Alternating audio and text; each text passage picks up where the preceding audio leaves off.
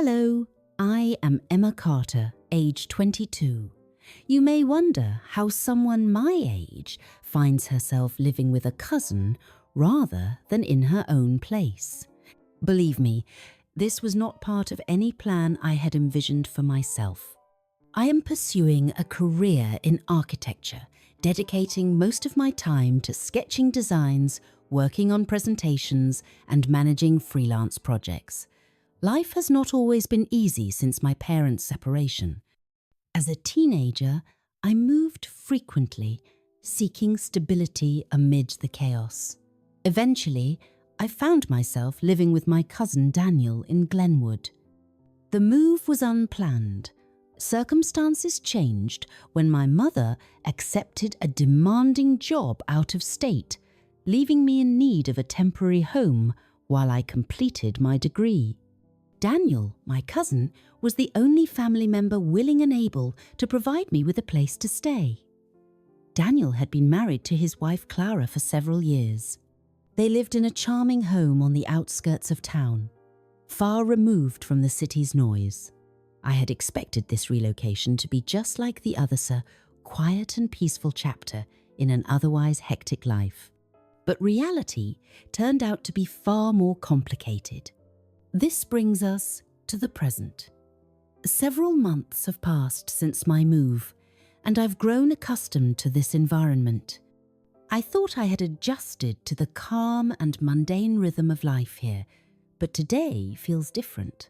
I am saying this because something happened, an event that began when I stepped into Daniel's room while he was resting. Before I delve into the details, let me tell you more about Daniel. He has always been more than just a cousin to me. He has played the role of a mentor rather than merely a relative. Growing up, he taught me how to navigate challenges, like repairing my bike and building my first model project. For my 18th birthday, Daniel surprised me with an incredible sketching set, something I had wished for all year. So, when my mother needed a place for me during her work relocation, he was the obvious choice. He's not the type of relative who only sends greetings during the holidays. He has always been present when it matters. Although Daniel is thoughtful, patient, and generous, living with him also meant living with Clara. She and Daniel had been married for nearly 3 years. Initially, I was wary of Clara. She was older than Daniel, with a distant and poised demeanour that made it hard to feel included in their world.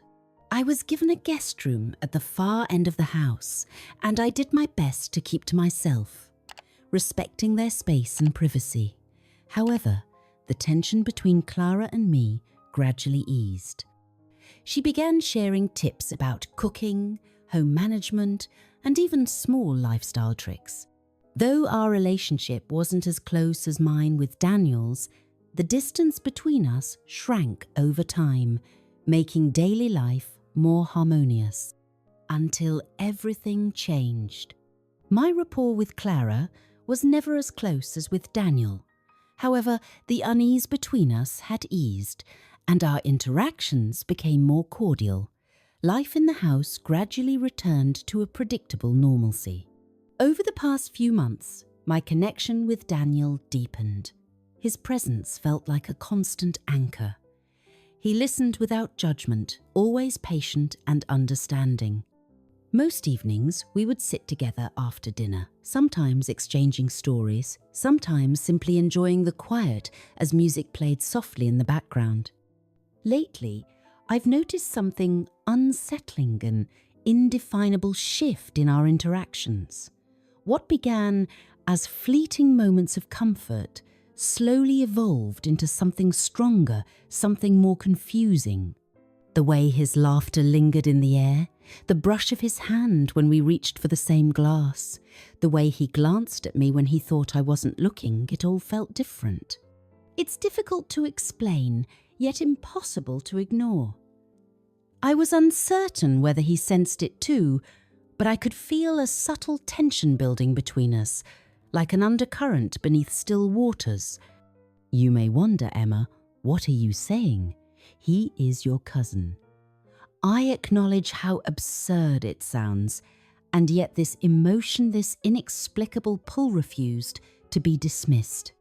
I tried convincing myself it was just my imagination, a harmless longing for closeness, but every time we were alone, the air between us seemed heavier, as though an invisible force drew us nearer. This brings me to the present moment. The evening had passed quietly. After dinner, I returned to my room to work on a design draft. Daniel had gone to bed early, and Clara was away at an overnight conference. I became absorbed in my work until a sound in the hallway pulled me from my focus. At first, I ignored it, but when I heard the subtle creak of his door opening, I froze. My mind raced with indecision. Should I check in on him or leave him to rest? My curiosity got the better of me. I wanted to speak with him, perhaps to unravel the silent questions lingering between us. I quietly opened the door, careful not to make a sound. There he lay, his arm draped behind his head, his features calm and relaxed in sleep. The moonlight filtered through the window, casting faint shadows across his face, illuminating the contours of his jawline with an ethereal softness. My breath hitched as my heart thudded in my chest. I felt warmth rise to my cheeks as I stood there, immobile, overwhelmed by emotions I didn't understand.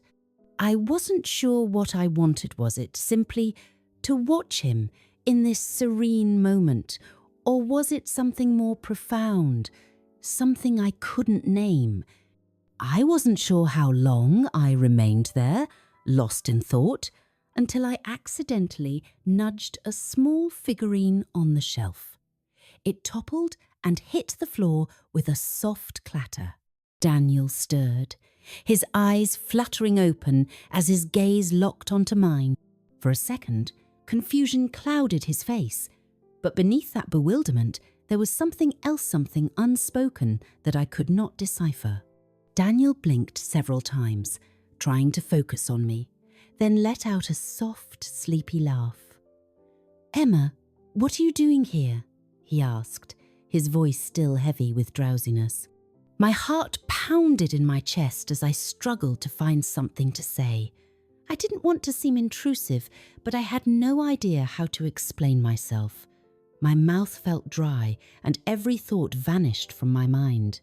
"I didn't mean to disturb your sleep," I stammered, feeling a sudden wave of embarrassment wash over me. Daniel slowly sat up, rubbing his eyes gently. He looked at me with the same gentle smile as always, but this time there was something different in his eyes that made my heart race even more.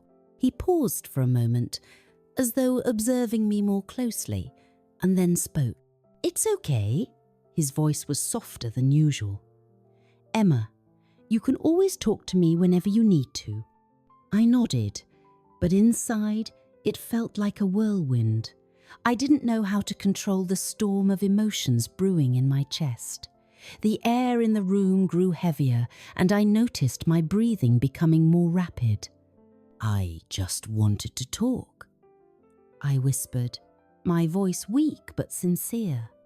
Daniel's smile faded slightly, and a flicker of hesitation appeared in his eyes before disappearing just as quickly. "Come here," he said in his calm, warm tone. "You can tell me anything." I hesitated for a moment, unsure of what to do next, but something inside me urged me forward. Before I could think twice, I walked over and sat down beside him. The room seemed to shrink, and the tension between us became more palpable than ever. I could feel the warmth radiating from his body next to mine and catch the familiar, subtle scent of him lingering in the air. We were so close that I could hear his steady breathing and see his chest rise and fall with each breath. My heart pounded again, as though it was trying to escape my ribcage. I slowly looked up at him. Our faces were so close that I could feel his warmth radiating toward me. His gaze was soft but tinged with uncertainty, and in that gaze there was something that sent a shiver across my skin. His voice was soft, as though trying to stop me from saying anything else. His lips parted slightly, but I instinctively leaned in closer. My face felt flushed, and the sound of my heartbeat echoed loudly in my ears. What am I doing? What is happening between us? I couldn't name the emotions coursing through me, but everything inside me felt as though it was on fire, powerful and impossible to control. Daniel remained still, his eyes fixed on me with a quiet intensity that mirrored my own inner turmoil. He was silent, but I could feel his breathing becoming as quick as mine. The room suddenly felt warmer, as though the air between us had shifted. The silence was thick with unspoken emotions. My mind was overwhelmed with countless thoughts, none of which were clear enough to hold me back. Everything seemed to lead to this momentum, unexpected and inexplicable moment. I felt myself losing control. I leaned in, my lips trembling as they brushed against his. His lips met mine with tenderness yet strength, like a wave of emotions I couldn't hold back. A part of me screamed to stop, to pull away, but my body refused. I needed this. I craved this, though I feared what I was diving into. Stop avoiding it, a thought whispered in my mind. His hands gently cupped my face, his warm fingers brushing over my skin as though pulling me closer. His other hand rested lightly on the edge of the bed, and when his fingertips grazed my arm, a warmth spread through me like a flame. That touch felt like a spark, waking every part of me in a way stronger than reason. The kiss deepened, blurring the line between him and me. Nothing existed beyond this room, no outside world, no time. It was just us, trapped in an inescapable whirlpool of emotions. In my head, a flood of mixed feelings surged: confusion, guilt, and even a faint glimmer of hope. What are we doing? Why?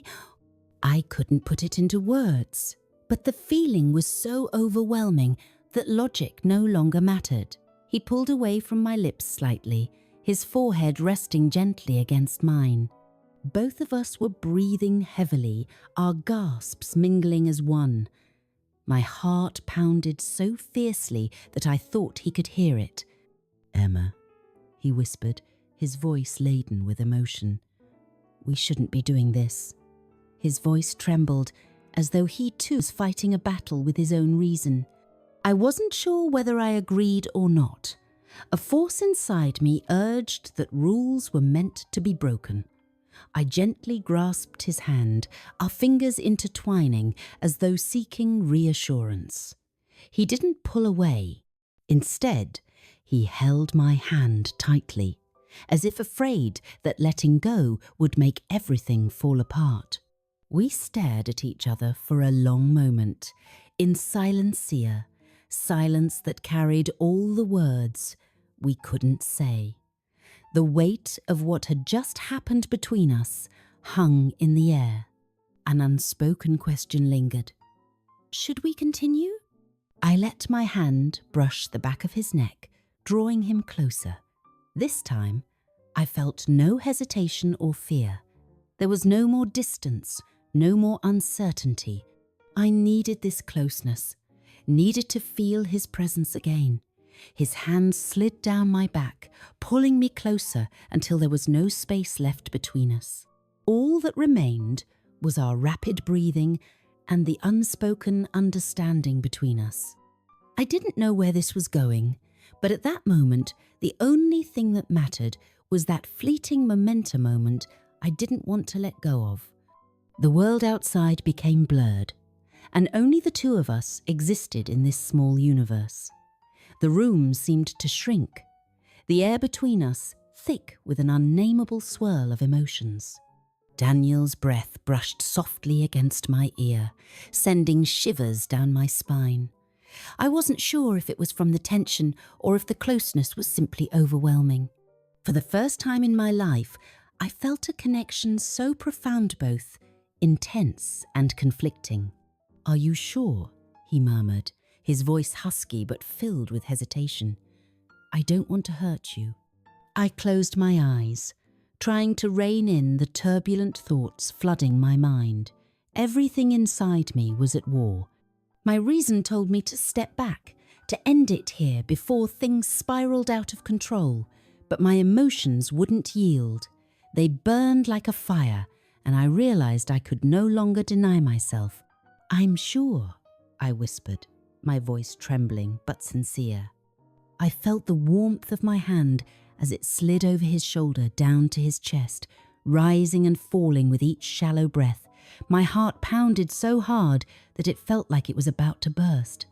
Daniel gazed into my eyes once more, as though searching for a sign that I wasn't making a mistake. His eyes were filled with emotions hard to describe, a longing for closeness and the burden of invisible responsibility.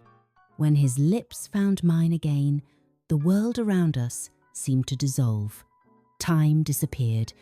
No sounds from the outside world could reach us. It was just us, wrapped in a moment I knew would be etched in my memory forever. But just as everything seemed to still, a sound echoed from downstairs. The front door opened and closed hurriedly, letting in a chill from outside. I froze, my senses suddenly heightened. "Daniel?" Clara's voice called out, not loud, but enough to make the air in the room turn cold as ice. My heart plummeted. I quickly stood up, guilt flooding every part of me. I tried to steady my breathing, but I couldn't control the wild thudding in my chest. Daniel remained seated on the bed, his gaze distant, as if clinging to the last fragments of calm. I looked at him, but he simply lowered his head, his hands trembling as they gripped the edge of the bed. The way he stayed silent told me he was struggling with the same fear I felt. The sound of Clara's footsteps echoed steadily up the stairs, like the ominous knock of fate. The door creaked open slowly, and Clara stepped inside with an unsettling calmness. Her eyes swept across the room, and in that moment, she didn't need to ask to understand everything. Clara's eyes held a pain deeper than anger, a pain I could do nothing to ease. "Daniel, Emma, what is going on here?" Clara spoke, her voice soft but weighted, like a dagger piercing through my mind. The words caught in my throat. I wanted to explain, but I didn't know where to begin. I lowered my gaze, my hands clenched tightly in shame. Daniel remained motionless, his hand reaching up to rub the back of his neck, a reflex whenever he didn't know how to face a situation. Clara looked at him, her eyes searching for an answer he could give. "Emma." Clara called my name, but there was no reproach in her voice. Her tone was heavy, but not filled with resentment. That made me feel even more guilty than before.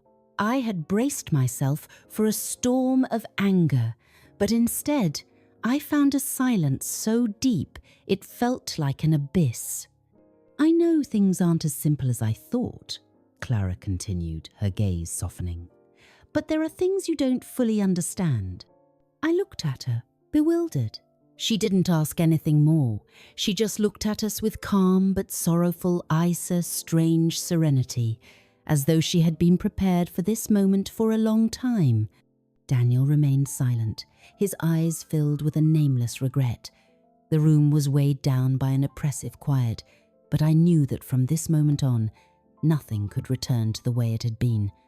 Clara wasn't abandoning us. She was giving us a chance, a fragile and ambiguous chance, but a chance nonetheless. I glanced at Daniel. His face was a blend of remorse, confusion, and an emotion that was impossible to name. He avoided my gaze, his hands fidgeting nervously. I understood that he was carrying the burden of this tangled connection neither of us had ever wished for. But upon reflection, I realized that none of this had been deliberate. Everything had happened beyond our control. The only certainty was that we couldn't ignore it or pretend it hadn't happened. Clara was right, these emotions and this chaos needed to be confronted and resolved. "What do we do next, Daniel?" I asked softly, my voice trembling but sincere. Daniel looked up at me, his eyes glistening with inner conflict. "I don't know, Emma. I'm not sure how I'm supposed to feel. Am I supposed to feel angry, ashamed? Or do I even have the right to feel anything at all?" His voice was frail, filled with the weight of the emotional battle raging inside him. He was a man caught between the profound bond we had built and his devotion to Clara, who had always stood by his side. I knew we couldn't solve this with just one conversation. The situation was too complex. I took a deep breath and stepped closer to him. The distance between us gradually shrank. I wanted to place a hand on his shoulder to comfort him, but I wasn't sure if that was appropriate. I no longer knew what was right or wrong. "I don't think we can resolve everything right now," I said gently but firmly.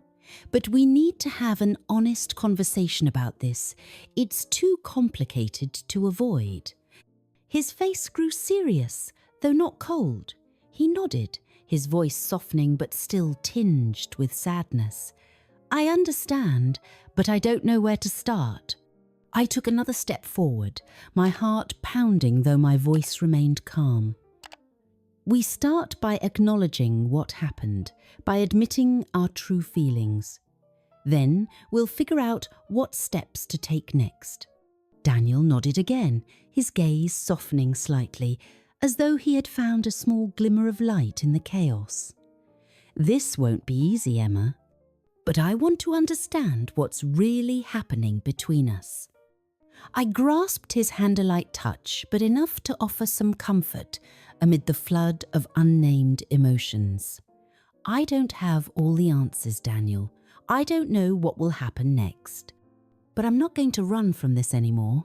We remained silent for a minute, both lost in our thoughts, trying to make sense of the complexity surrounding us. There was no path laid out for us, no guide to navigate the maze of emotions, regret, and uncertainty. But Clara had handed us a life not immediate forgiveness, but permission to face reality and untangle the mess we had created. I looked at Daniel once more. Our eyes met in a moment of mutual understanding, and in that moment I realized that whatever happened next, we would face it with honesty, not avoidance. There was no perfect solution or easy way out, but there was still a chance for healing, for understanding, and maybe even for something better.